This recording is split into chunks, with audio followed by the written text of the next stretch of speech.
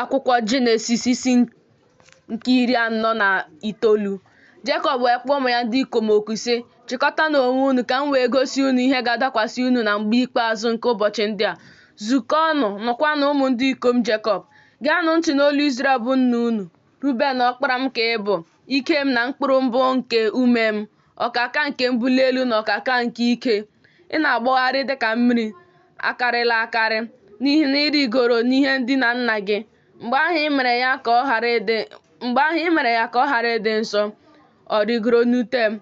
Simeon na Livayị bụ nwanne, ihe nke ihe ike bụ mma agha. Abala n'izu ha mkpụrụ obi m, gị na mkpọkọta ha abụla otu nsọpụrụ m. N'ihi na inwe ha ka ha bụrụ nwoke,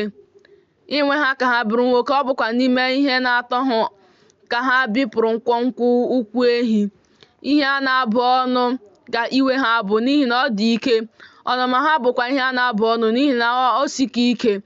M ga-ekesa ha n'ime Jekọb, gbasakwa ha n'Izrel. Juda, gị onwe gị, ụmụnne gị ga-ekele gị. Aka gị dị n'olu ndị iro gị. Ụmụ ndị ikom nna gị ga-akpọ isi ala nye gị. Nwa ọdụm ka Juda bụ, na anụ adọgburu nwa m ka i siworo rigo. O ruru ala, ọ makpuru dịka ọdụm na dịka nne ọdụm. Onye ga-eme ka o bilie? Mkpanaka eze agaghị esi n'ebe Juda nọ wezuga onwe ya. Mkpanaka onye na-enye ụkpụrụ agaghị esikwa n'etiti ụkwụ ya abụọ wezuga onwe ya. Ruo mgbe Shilo ga-abịa, ọ bụkwa ya ga-enwe ịṅa ntị ndị dị iche iche. Ọ na-elibe nwa ịnyịnya ibu ya n'osisi vaịn. Ọ na-elibekwa nwa nke nne ịnyịnya ibu ya n'osisi vaịn kachasị mma. O suworo uwe ya n'ime mmanya vaịn, sụkwa akwa mgbokwasị ya n'ọbara mkpụrụ vaịn. Anya ya abụọ na-acha ọbara ọbara site na mmanya vaịn. Eze ya na-enwukwa ọcha site na mmiri ara ehi. Zebụlọn n'ọnụ mmiri nke oke osimiri ka ọ ga-ebi. Ya onwe ya ga-anọkwa n'ọnụ mmiri nke ụgbọ. Akụkụ ya ga-adịkwa n'akụkụ Zedọn. Isaka bụ ịnyịnya ibu dị ike, na-amakpuru n'etiti ogige atụrụ abụọ.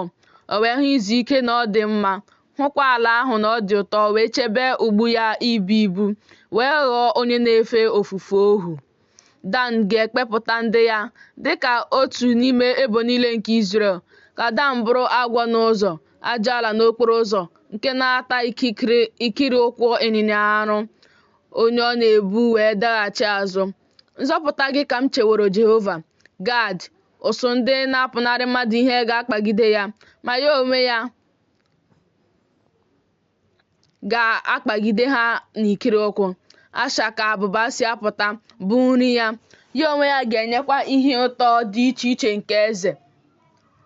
Naftali bụ nne ele ahapụgburu ahapụ, bụ onye ahụ nke na-enye okwu ọnụ niile dị ụtọ. Nwa osisi nke na-amị mkpụrụ ka Josef bụ, nwa osisi nke na-amị mkpụrụ nke dị n'akụkụ isi iyi. Ụmụ ya ndị ikom ga-arịbiga mgbidi. Ndị ọka ụta mere ya ihe ilu, gbakwa ya akụ, kpọkwa ya asị. Ma ụta ya na-anọgide n'ịdị ike. A gbakwara ogwe aka ya bụ ume site n'aka dike nke Jekọb. N'ebe ahụ ka onye ọzụzụ atụrụ si bịa, bụ nkume Izrel. Site na Chineke nke nna gị, ya nyere gị aka, na onye nke pụrụ ime ihe niile, ya gọzie gị. Ngọzi niile nke eluigwe site n'elu, ngọzi niile nke ogbu mmiri nke na-amakpu n'okpuru, ngọzi niile nke ara na nke akpa nwa. Ngọzi niile nke nna gị adịwo ike karịa ngọzi niile nke ndị mụrụ m, ruo oke nke ugwu ebighị ebi.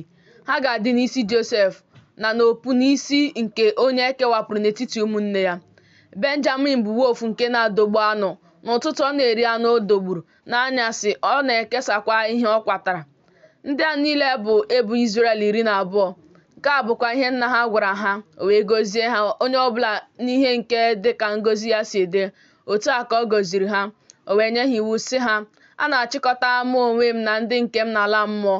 Lienụ m n'ebe nna m ha dị, n'ọgba nke dị n'ọhịa nke Efrọn bụ onye Het, n'ọgba nke dị n'ọhịa Makpela, nke dị n'ihu Mamre, n'ala Kenan, nke Abraham zụtara, ya na ọhịa ahụ n'aka Efrọn onye Het, ka ọ bụrụ ihe onwunwe nke ga-abụ ala ili. N'ebe ahụ ka ha liri Abraham na Sara nwunye ya. N'ebe ahụ ka ha liri Aịzik na Rebeka nwunye ya. Ọ bụkwa n'ebe ahụ ka m liri Lia. A zụtara ọhịa ahụ na ọgba ahụ nke dị n'ime ya n'aka ụmụ Het. Jekọb wee nyebie ụmụ ya ndị ikom iwu, chịkọta ụkwụ ya n'ihe ndina ya ka ubie ume. wee chịkọta ya na ụmụnna ya n'ala mmụọ.